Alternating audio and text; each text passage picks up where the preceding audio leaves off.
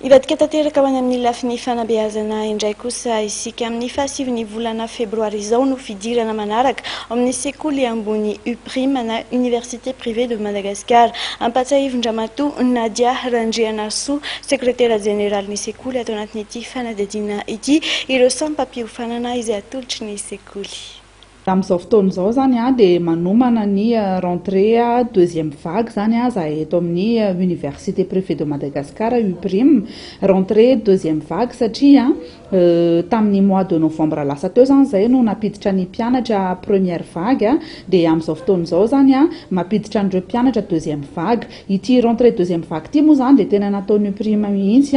ho an'ireo le mpianatra zany izay mbola tsy tafiditra nianatra tamin'ny mois de novembre iny no ny antony hoe mety mbola nandray anjara tamin'ny concours idirana eny amin'ny université mpanjakana na ihany koa mety hoe mbola tsy nafantatra mihitsy ny filière izay ho safidiny na ihany koa mety hoe tsy tapa-kevitra mihitsy ny hanohy fianarana aty amin'ny ambaratonga ambony fa zao vao hanapa-kevitra dia amin'ny 9 février zao zany ny fidirana ho an'ireny mpianatra reny. Ankoatran'izay moa zany dia zahay eto amin'ny Université privée de Madagascar dia manana sampam-pampianarana 10 azo isafidianana dia ny gestion et management, ny commerce et marketing,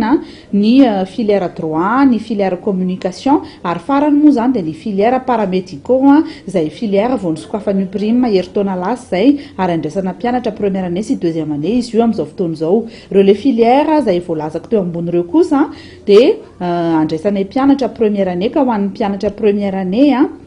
dia izy io zany bac à toute série no raisin'ny UPRIM fa ho an'ny mpianatra hiditra deuxième année, troisième année sy quatrième année raha mbola tsy mpianatra ny UPRIM izy teo aloha dia sélection de dossier zany no ahafahana miditra atao amin'ny UPRIM. Anisan'ny tombony lehibe ho an'ireo mpianatra izay te hianatra atao amin'ny UPRIM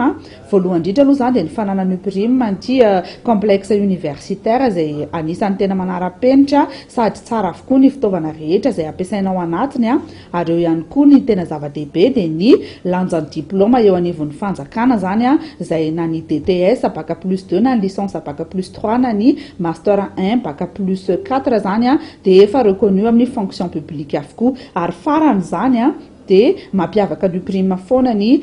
famoran'ny saram-pianarana ka dia aza misalasala raha ohatra ka mbola tsy nisafidy fianarana dia manatona aty amin'ny Université privée de Madagascar ety Andavamamba fa amin'ny 9 février zany ny fidirana manaraka.